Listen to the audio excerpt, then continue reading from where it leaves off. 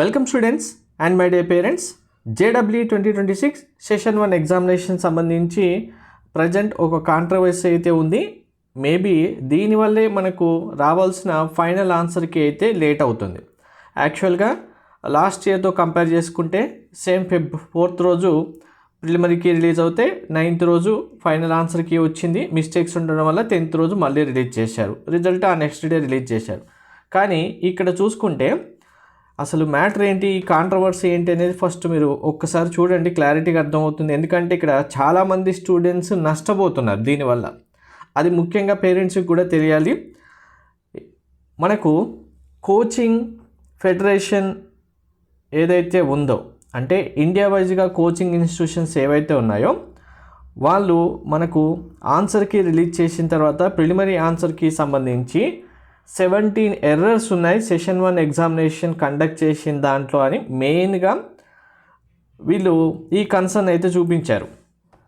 So ఈ coaching federation of India వాళ్ళు అన్ని పేపర్స్ కరెక్ట్గా వెరిఫై చేసిన తర్వాత టోటల్గా ఈ మిస్టేక్స్ వల్ల స్టూడెంట్స్కి ర్యాంకులో చాలా ఎఫెక్ట్ చూపిస్తుంది. ఈవెన్ మనకు 1 మార్క్ కూడా మీ పర్సంటేజ్లో చాలా డిఫరెన్స్ చూపిస్తుంది.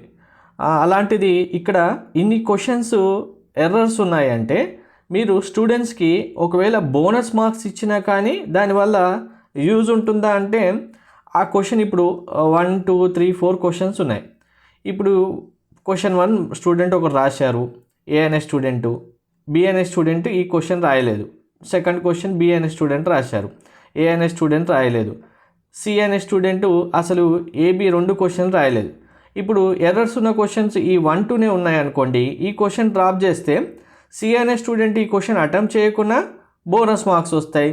ఏ అనే స్టూడెంట్కి సెకండ్ క్వశ్చన్ లాస్ అవుతుంది, బి అనే స్టూడెంట్స్కి ఫస్ట్ క్వశ్చన్ లాస్ అవుతుంది.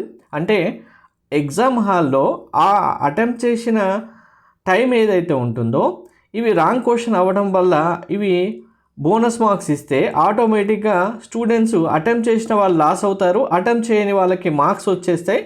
ఇలాంటి ఎర్రర్స్ పెట్టడం వల్ల స్టూడెంట్కి అన్యాయం జరుగుతుందని చెప్పి వీళ్ళు కన్సర్న్ అయితే రేజ్ చేయడం జరిగింది. సో ఇక్కడ ఇదే టైము వేరే క్వశ్చన్ ఇది రాంగ్ అని తెలిసి ఉంటే వేరే క్వశ్చన్ మీద టైం స్పెండ్ చేసి ఉంటే ఇంకా మార్క్స్ వచ్చాయి ఏబీ స్టూడెంట్స్కి. సో ఇది మెయిన్ ఇష్యూ అయితే జరుగుతుంది. దీనివల్లే మేబీ మనకు ఇప్పుడు 9th రోజు 10th రోజు రావాల్సిన ఫైనల్ ఆన్సర్కి అయితే రావట్లేదు. ముఖ్యంగా మనకు అసలు ఇక్కడ ఏం జరిగింది అంటే కనుక మెయిన్గా ఈ 17 క్వశ్చన్స్లో ఫిజిక్స్ సబ్జెక్ట్ సంబంధించే ఎక్కువ క్వశ్చన్స్ ఉన్నాయి. ఇవి కంప్లీట్గా calculation errors, incorrect options, multi answers ఉన్నవి ఇవైతే ఉన్నాయని చెప్పడం జరిగింది. కంప్లీట్గా 10 క్వశ్చన్స్ అయితే బండర్ మిస్టేక్ క్వశ్చన్స్. ఈ క్వశ్చన్స్ వల్ల అసలు ఎటువంటి ఆన్సర్ రావడానికి కూడా ఛాన్స్ లేదు స్టూడెంట్స్కి. ఎగ్జామ్ హాల్లో టైం అంతా వేస్ట్ అయిపోయిందని చెప్పడం జరిగింది. సో లాస్ట్ ఇయర్ కూడా ఇలాగే ఎన్టీఏ 2025 జనవరి షిఫ్ట్ సంబంధించి 12 క్వశ్చన్స్ డ్రాప్ చేయడం జరిగింది. దానివల్ల ఇప్పుడు ప్రీవియస్గా చెప్పినట్టు కొంతమంది స్టూడెంట్స్కి లాభపడ్డారు, కొంతమంది నష్టపోయారు. సో ఇన్ని క్వశ్చన్స్ ఇప్పుడు వీళ్ళు 17 క్వశ్చన్స్ రేజ్ చేశారు, కానీ ఎన్టీఏ ప్రతి సంవత్సరం రేజ్ చేసిన క్వశ్చన్స్ అన్నిటికీ యాక్సెప్ట్ అయితే చేయదు. వీళ్ళు 10 క్వశ్చన్స్ అయితే కంపల్సరీగా ఇక్కడ బ్లండర్ ఎర్రర్స్ ఉన్నాయి. కంప్లీట్గా స్టూడెంట్స్ అందరికీ మార్క్స్ ఈ 10 క్వశ్చన్స్కి ఇవ్వాలని చెప్పారు. ఇండివిజువల్ షిఫ్ట్ వైజ్గా క్వశ్చన్స్ అనేవి మీకు నెక్స్ట్ నేను టెలిగ్రామ్ లేదా వాట్సాప్లో పోస్ట్ చేస్తాను, లింక్ డిస్క్రిప్షన్లో ఉంది, జాయిన్ అవ్వండి. అండ్ వీళ్ళు ఇక్కడ డిమాండ్ చేసింది ఏంటంటే మనకు ఇప్పుడు రాంగ్ క్వశ్చన్ లేదా రాంగ్ ఆన్సర్స్ ఉన్నాయి, స్టూడెంట్ ఆబ్జెక్షన్ రైజ్ చేయాలంటే ఆన్సర్కి ఛాలెంజ్ చేయాలంటే ప్రతి క్వశ్చన్కి 200 రూపీస్ అని పెట్టారు.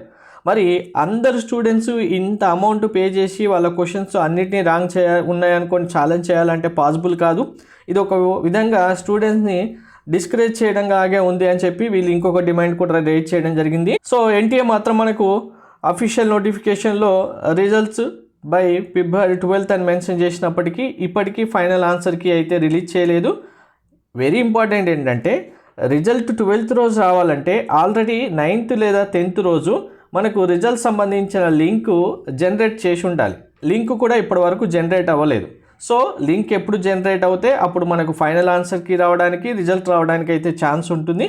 ముఖ్యంగా ఈ విషయంలో కొంతవరకు కాంట్రవర్సీ అయితే నడుస్తుంది. ఫైనల్గా మరి 17 క్వశ్చన్లో వీళ్ళు చెప్పినట్టుగా 10 క్వశ్చన్స్ డ్రాప్ చేస్తారా, లేదు ఎన్టీఏ వీళ్ళందరినీ నెగ్లెక్ట్ చేసి ఎన్టీఏ నేను చెప్పిందే కరెక్ట్ అన్నట్టుగా ప్రతి ఇయర్ చేసినట్టుగా వాళ్ళకు ఏవైతే క్వశ్చన్స్ ఉన్నాయో అవి డ్రాప్ చేస్తుందా అనేది మనకు ఫైనల్ ఆన్సర్కి వచ్చిన తర్వాతే తెలుస్తుంది.